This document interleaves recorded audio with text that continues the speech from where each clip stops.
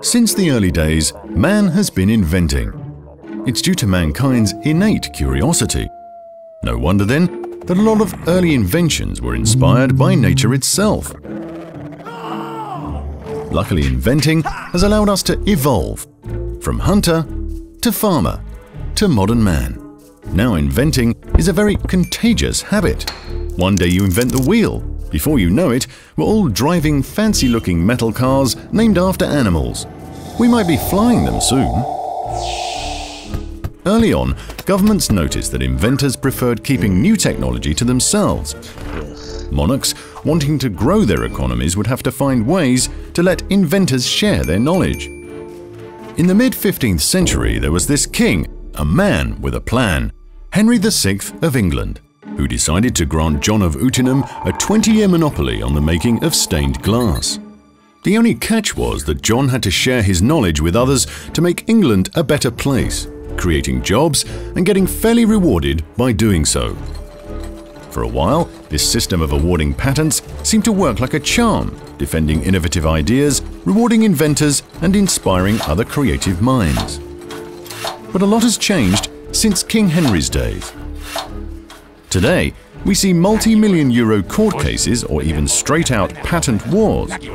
One might start to wonder how a system designed for single inventions inspires innovation and growth in today's complex multi-invention products.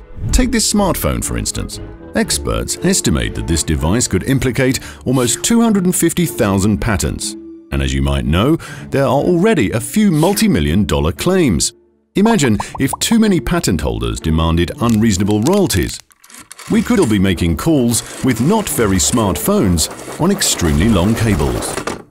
Now let's talk about Joe. Hello. Joe recently developed a smartwatch for diabetics. His product allows diabetics to monitor their blood sugar levels continuously, empowering them to get control over their lives and keep their doctors informed. His device would make the world a better place for 415 million people. Awesome, isn't it? But quickly, Joe discovers that building a business around a great and beneficial product isn't all that easy. It is really hard to combine many different ideas into a single product that can be reliably reproduced and put on the market. Soon, Joe receives letters demanding urgent payment of royalties.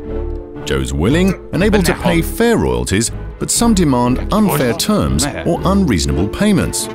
However fair or not, if Joe doesn't agree to these demands, any patent holder may go to court to seek an injunction to stop Joe's manufacturing and sales. One or two overly aggressive patent holders could end Joe's dream and company and affect other businesses hoping to provide services to Joe's startup. Not to mention leaving 415 million diabetics standing in the cold. Let's cut to the chase. Although injunctions can be an appropriate measure in some cases, the injunction threat gives tremendous negotiating leverage to patent holders. Small companies like Joe's, building products for the Internet of Things, are especially vulnerable to this type of threat.